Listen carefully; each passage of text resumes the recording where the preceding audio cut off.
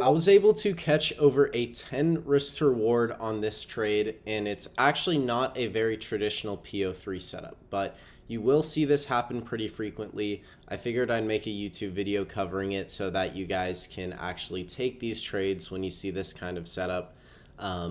This is actually an example of a quote-unquote PO3 trade where you actually don't see that initial PO3 at the very bottom of the 4-hour candle. So yeah, without further ado, I did take this on live. This was a 2 p.m. session trade. So you can see here in the Discord, this was the signal. TP3 was 22,111, which is just up here. So yeah, nice that we hit that in live. If you do want to trade live with me for completely free and catch these same trades and also learn along the way, then you can go to the first link down below there. But yeah, let's go ahead and kind of dive into exactly what this setup is by going through it on bar replay. So let me bring it all the way back to when this new 4-hour candle here actually opens. So bias, we can clearly see little V-shaped recovery here. We were always bullish throughout the entire day today. But yeah, this new 4-hour candle is about to open.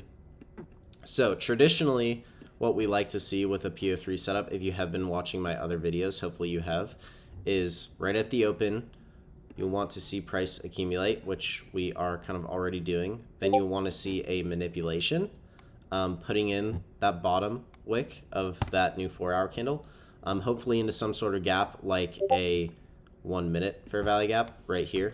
You know, usually at the 2 p.m. sometimes you won't get a 15 or a 5-minute gap like we like to see, so the 1 minute would have been fine there. But anyways, you want to see that quicker manipulation, and then you get your distribution.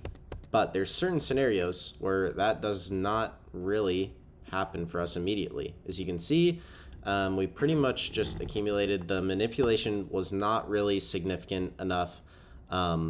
We barely even wicked into the body of this candle. Personally, for me, that wasn't enough, and that's only on NQ. If you go on MNQ, it doesn't even look the same. But after all, that's really not significant manipulation. I would still consider this like all potential accumulation range here. So not enough for me to enter the trade there. What we do want to do in scenarios like this where we miss out on catching the absolute bottom of the candle is wait for an additional PO3, which is part of the market maker model. So if you don't know what the market maker model is, it's essentially buy side and sell side curve, right? Your sell side curve is going to look like a couple of PO3s to the downside, your smart money reversal, and then you get some PO3s to the upside, right? And these are your reaccumulation legs. So pretty much what we're doing is waiting for one of those reaccumulation legs. Something like this right here is what we're trading in this scenario. Okay. If you don't know about market maker buy model, I highly recommend you go into my Discord, grab that free trial. There's a full video on it. It's going to clear a lot of things up for you. But yeah, essentially that's what we're waiting for. And we're going to clear up a few additional confirmations as well. And excuse my voice, I am just getting over a sickness, so that's why I sound a little stuffy. But anyways, as we can see, we have already started to begin kind of our reaccumulation right here. Okay, now what we want to see, one, is going to be obviously a sweep of this low that we just put in, okay, for our manipulation in the PO3. And two, we want to see like something additional. We either want to see like a 5 or a 15-minute gap get tapped into. If not, we do want to see a bullish SMT. So we can see right here, we get our manipulation right there. Boom, we sweep out that low.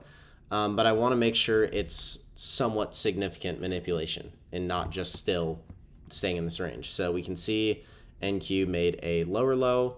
If we go and look at ES made a higher low. Okay, so that is our bullish SMT as well, which we can go ahead and mark that out. Now, I'm also going to wait for a change in the state of delivery. Okay, which we have right here. Now with CISD, essentially we have this big sandwich of candles to the downside. We find the opening price of that move down, so I can just mark it out right here because the NQ spreads are a little weird. So usually it's the down candle, but it can be either of them. Anyways, the opening price of the start of that move down, we mark out. Okay, so here we can clearly see that we closed above that, a candle body closure above that. That's where I went long. We can also see that we put in a kind of significant low right here, right? We retested this block and then we got our CISD. So I'm going to keep a super tight stop. I'm going to keep it at that low right there. And then we're going to target, it was like 22 100s. And it did go higher than this, but let's go ahead and play that out. Now, as you can see, we didn't catch the very bottom, but we caught a second PO3, which is kind of a continuation of that 4-hour candle. So again, there's going to be plenty of times where you're not able to catch that bottom wick and price is just going to leave without you. Now, a decent amount of the time, you can wait for price to get back down there, but also another decent amount of the time, it's just going to leave without you. And you're going to have to identify those conditions. How do I know it's actually going to leave without me? If you continuously break and you are just not violating any bullish structure, right? We don't really see any significant bullish PD arrays that have been violated, like at all, okay? And in general, market is super bullish here, so I don't expect this to, continue back down and manipulate lower or whatnot. I expect that to just continue to go. Okay, so order flow is extremely bullish. And yeah, we can see this play out pretty aggressively. And it continues until the very end of the session. And here, we'll play it out just so you guys can see.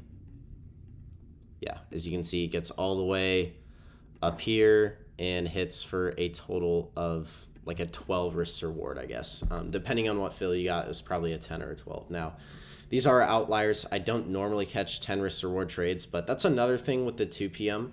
Your stop's going to be generally a lot smaller and your risk reward is potentially a lot higher. So that's another thing to know with the 2 p.m. PO3 setup. But if everything in this video kind of sounded a bit confusing to you and you what I was saying kind of just sounded like pure gibberish, I highly recommend you go back onto my channel and start from the PO3 Bootcamp episode 1. Again, that's going to clear everything up. You should be watching this after you have watched those videos. Again, this is going to make a lot more sense if you've already seen that stuff. If you're familiar with PO3 and the way I trade, then this all made a ton of sense to you. And hopefully it gave you some clarity on what to do when you miss the bottom of the 4-hour candle, or if you know that price isn't going back to that point. This is how you trade a continuation, okay? Pretty much you wait for 2 to 3 things. You wait for, market maker buy model. You also wait for, an additional CISD, hopefully on the 5 minute, sometimes on just the 1 minute, like we see here in this 2 p.m. trade. So yes, if you do want to live trade with me, again, you can click that first link in the bio. I'm doing a free trial. I have a ton of videos in there, a ton of chats where you can learn more and more about this. So hopefully you enjoyed this. Please drop in the comments whatever you want to see in the next video, and I'll see you guys later.